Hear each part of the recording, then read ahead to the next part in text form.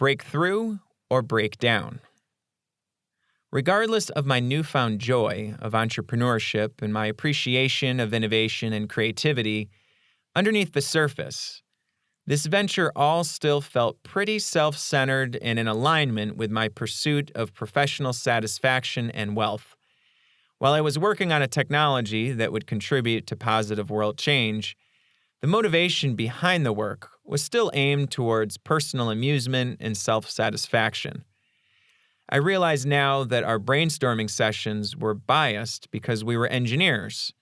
We first focused on generating technology-related ideas that were cool, and our later sessions narrowed these down into what ideas could actually make money. We didn't start by brainstorming about what the biggest problems were in the world and how we could improve global well-being. This inner conflict began to creep into my conscience as soon as we received funding from our investors.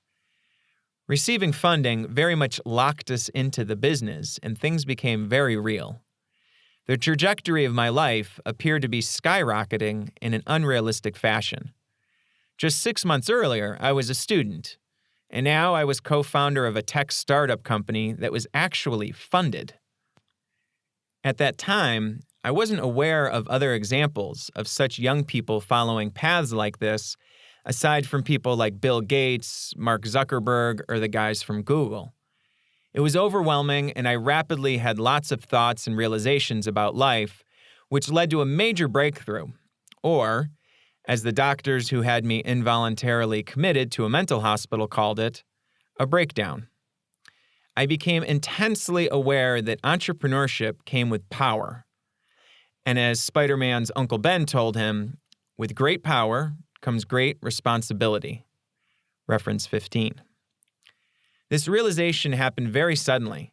It was like being a cat looking in the mirror and finally seeing a lion. I was no longer a student in preparation. I was now an adult, executing and participating in the world. With his newfound perspective, I came to an unexpected conclusion that it was important to do good things in the world. Specifically, I concluded that doing good was the priority over developing cool technology. I realized I had become heavily biased through my youth as so much emphasis was placed on innovative technologies and achievements that it clouded my vision. I consider this realization to be a breakthrough in my personal development because I'd never viewed myself as someone who wanted to do good in the world. I also came to realize that I was one of a small number of people who had the capability, determination, and confidence to actually pursue changing the world in a positive way. I also realized that so many people like me who had these abilities were wrapped up in the rat race of trying to attain material wealth instead of improving society. To be clear, that doesn't mean there aren't people who are improving society and getting wealthy. The question is, which is a priority?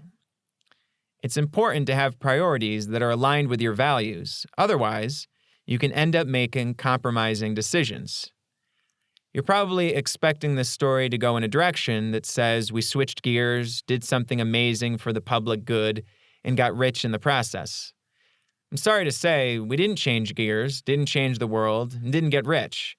Since we'd raised the money and were on a trajectory to carry out the work we said we'd do, we honored our word and stuck with it. We spent about a year in the lab, spent half the money we raised, and couldn't get the technology to work, so we decided to shut the business down and return the remaining money to our investors. Sometimes it feels like we quit or gave up, and that we should have continued working and trying more ideas until every last penny was spent. I didn't feel justified in spending our investors' money when we no longer believed the idea was viable. It didn't seem right. So we stopped. I prefer the term stopped to quit, as quit carries a lot of negative connotations in our society. Stopping can be an intelligent decision, whereas quitting is always negative. Though I was devastated from what I felt was a failure, I grew a lot from the experience. I emerged with a perspective that was thinking more altruistically, but I was still stuck thinking like an engineer. My ambitions were more focused on working on something valuable that would really help people, but I couldn't get away from the idea that I needed to invent something. I was stuck in the engineer's mindset of wanting to develop a technology that would improve the world.